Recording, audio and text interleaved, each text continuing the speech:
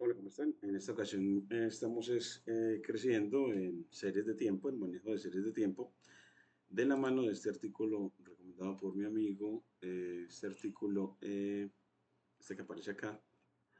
Entonces estamos haciendo todo el análisis según como él nos lo dice, análisis de series temporales y pronóstico del tiempo en Python. Entonces aquí ya tenemos nuestro cuaderno, bajamos los datos que nos provee este mismo autor y miremos aquí ya el análisis que se ha hecho hasta ahora. Entonces, eh, Weather Forecast es como para predicción del clima, análisis de series temporales y pronóstico del tiempo en Python.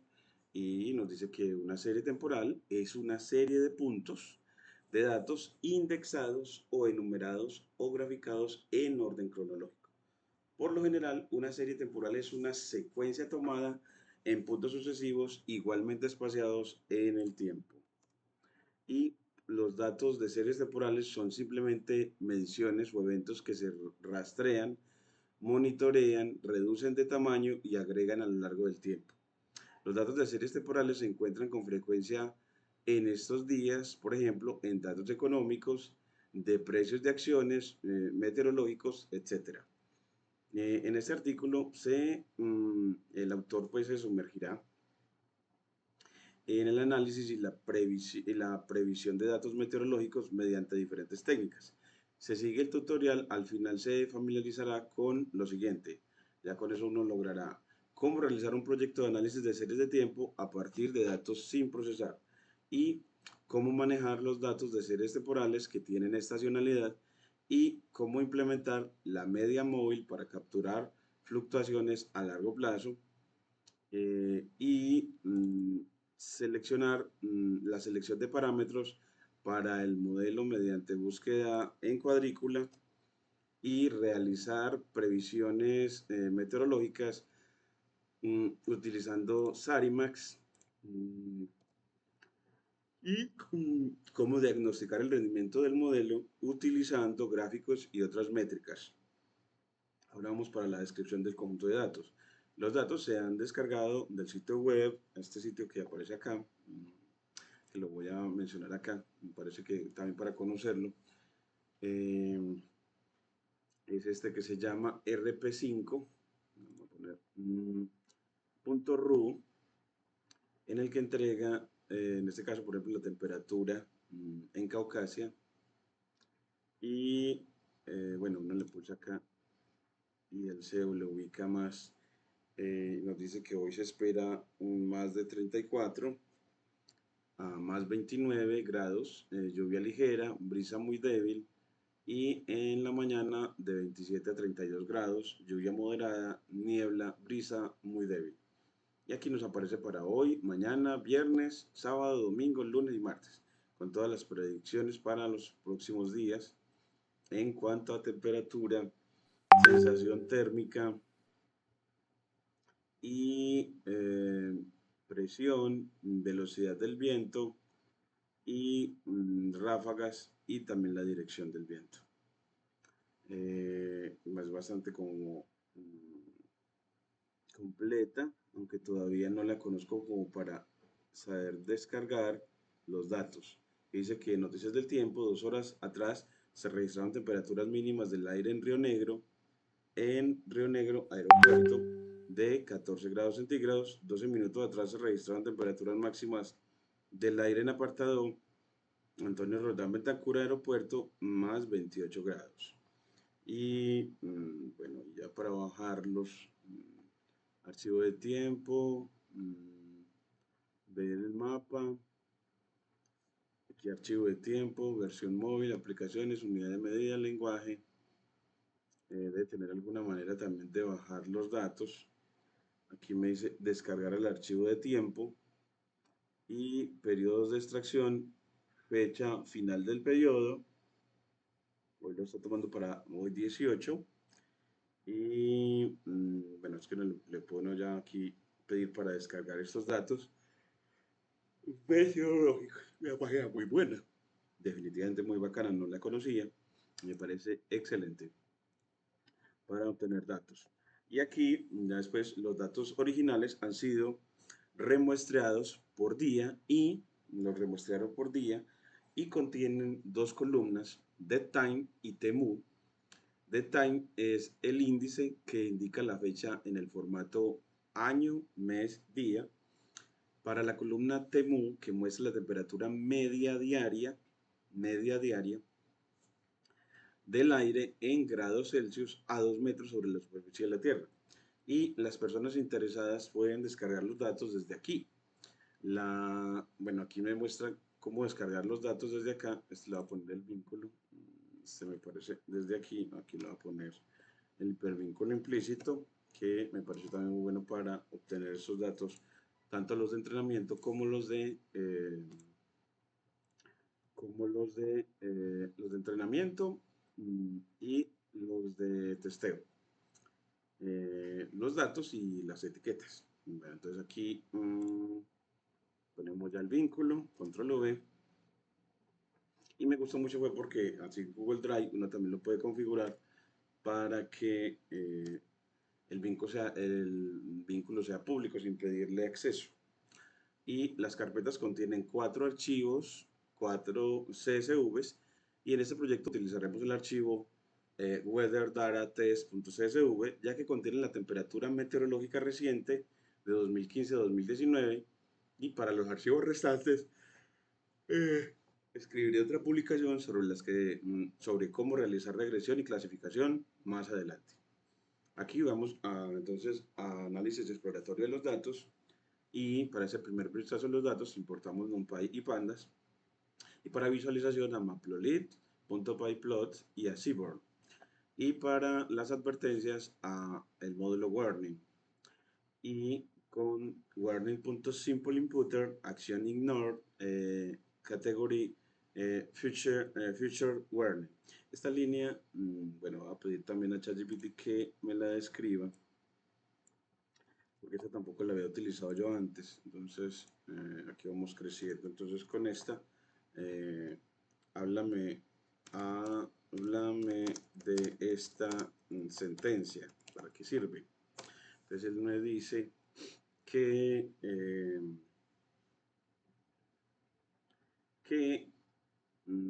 esa sentencia, warning.simple filter action ignore category future warning, se utiliza para configurar el módulo warning de Python de modo que las advertencias de tipo future warning sean ignoradas. Las advertencias future warning sean ignoradas, es decir, las advertencias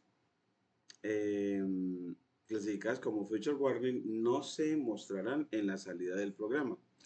¿Y qué es Future Warning? Future Warning es un tipo de advertencia emitida por Python para indicar que una funcionalidad o comportamiento actual en el código podría cambiar o volverse obsoleto en futuras versiones del lenguaje o de la biblioteca. Ejemplo común, una biblioteca como NumPy o Pandas puede emitir un Future Warning para advertir que cierta función será reemplazada o modificada. Un ejemplo, por NumPy ASNP, R igual a np.array 1, 2, 3, y cuando le pide print R mar none, esto genera un future warning. Entonces cuando pone R mayor que none, eso genera un future warning y desglose de la sentencia. Entonces aquí nos dice que warning.simpleInputter action ignore configura el filtro de advertencias para la acción ignore, lo que significa que cualquier advertencia correspondiente a la categoría especificada será silenciada y no se mostrará en la consola. Y Category Future Warning filtra únicamente las advertencias de la categoría Future Warning, dejando intactas las advertencias de otras categorías como Use Warning y Deprecation Warning. Ejemplo práctico, aquí nos muestra uno, y es: si tienes un código que genera un future warning, puedes usar una sentencia para evitar que el mensaje de advertencia aparezca en la consola. Por ejemplo, aquí, import warning, import numpy asnp, r, np.array 1, 2, 3, print r mayor que none. La salida future warning es la que sale, element wise comparison failed, returning scalar instead, but the future will perform element-wise comparison. Y ya para acá que no lo haga eso, pues importa warning, warning.simpleImporter, action ignore, category feature warning, y ya ahora sí ya no le mostraría, no muestra ningún mensaje de advertencia cuando le pide imprimir al mayor que no. Eh, bueno, aquí ya nos da mucho más sobre esto, nos da una muy buena explicación sobre todo lo que le pedimos. Y ahora vamos a leer los datos. Entonces, weather, creamos la variable weather data o datos de tiempo, de clima, con la función pd.read_csv.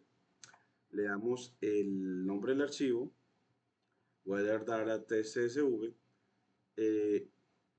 Ya declaramos este atributo como de fecha y hora, entonces con parseDate and the time, y el separador de los datos con punto y coma y el punto decimal con una coma, y infer the time format true. Este también quisiera saber porque este nunca lo había utilizado. Entonces, ahí uno va creciendo más en conocer. Aquí le voy a decir, háblame de la siguiente sentencia en, al usar, mm, al usar pd.read_csv. Entonces aquí le voy a poner cuál es esa sentencia. Infer the time format true. Esa tampoco la conocía. Dice que esa opción infer the time format true es una función en la función pd.read_csv de Panda se utiliza para mejorar el rendimiento al convertir datos en formato de texto a valores de fecha y hora, de time. Cuando los va a convertir a valores de fecha y hora. Es especialmente útil cuando se cargan grandes conjuntos de datos que contienen columnas con información temporal. ¿Qué hace infer the time format true? Cuando se pasa una opción junto con parseDate, Pandas intenta inferir automáticamente el formato de la fecha en las columnas especificadas. Esto permite convertir más rápidamente las cadenas a objetos de time en comparación con el enfoque sin esta opción. En uso general, entonces aquí me creo una colección de datos. Aquí con ejemplo en archivo CSV, aquí nos crea un archivo CSV con la cadena de caracteres. Aquí with open data.csv write as file file.writeData para convertir estos datos, esta cadena de caracteres en un archivo.csv y aquí ya leerlo con parseDates en date y infer the time format en true. Y así ya él nos mostraría los datos y el de type, el edf.dtype para decir que son todos enteros, con formato de 64 bytes. Bueno, creo que aquí ya con eso nos queda ya un ejemplo muy bacano. Parámetros relacionados y beneficios de usar este infer the time format true es que si el formato de las fechas es consistente, esta opción acelera el análisis de fechas en archivos grandes y no necesitas especificar manualmente el formato de fecha, por ejemplo, porcentaje Y mayúscula, guión, porcentaje M, guión, porcentaje D. Y soporte para formatos comunes. Entonces es excelente esta idea, me parece maravillosa para la lectura de series de tiempo. Y aquí ya nos muestra, después de ejecutarlo, cómo nos queda el dataset y vemos que hasta ahora la indexación ya pone la que él pone por defecto, iniciar desde cero. Y tiene parámetros de time, tmu, PMU, PMU, y FFMU y TNMU y otros. Y aquí ya tenemos la forma del dataset con el atributo shape para ver que tiene 1346 filas, 17 atributos o columnas. Y tomamos de ellos, filtramos a la columna de time y a TMU. Y así ya tenemos entonces solamente los datos de temperatura como data frame. Los 10 primeros aquí no le aparece. Y hasta aquí todo bien. Sin embargo, utilizar las temperaturas pasadas hasta el año 2015 puede no ser un buen indicador para los datos meteorológicos actuales, ya que hay otros factores recientes que deben tenerse en cuenta. Por ejemplo, el aumento gradual de la temperatura debido al calentamiento global. Entonces no va a querer utilizar las temperaturas muy viejas. Por lo tanto, para tener un mejor resultado de análisis y pronóstico, debido a la comprensión de los factores influyentes recientes, tomaremos solo un subconjunto de datos de 2016 a 2019. Entonces, creamos primero una máscara a través de una sentencia booleana. Entonces, aquí tomamos los datos de temperatura mayores a enero de 2016, el 1 de enero de 2016, y menores a el 5 de mayo de 2019. Y con el método log, actuando sobre la máscara, filtramos esos datos, esas fechas nuevas, y, y luego hacemos que la familia indexante sea TheTime utilizando el método setIndex y con ImplaceTrue para poder que él nos modifique el data frame original. Y ya aquí nos muestre efectivamente el inicio y el final, utilizando ipython.display import display para que con display nos muestre el encabezado de los datos y el final, para ver que sí empezó en enero de 2016 y terminó el 5 de mayo, bueno, el 21 de mayo de 2019. Pues para verlo bien. Y la biblioteca de pandas de Python tiene una función incorporada, data.describe, que puede brindar mucha información que de otra manera se hubiera necesitado de tareas manuales exhaustivas. Simplemente ejecutar la función nos brinda la siguiente información. Es aplicar a esos datos. El método describe nos da cuántos datos no nos los tiene, 1228,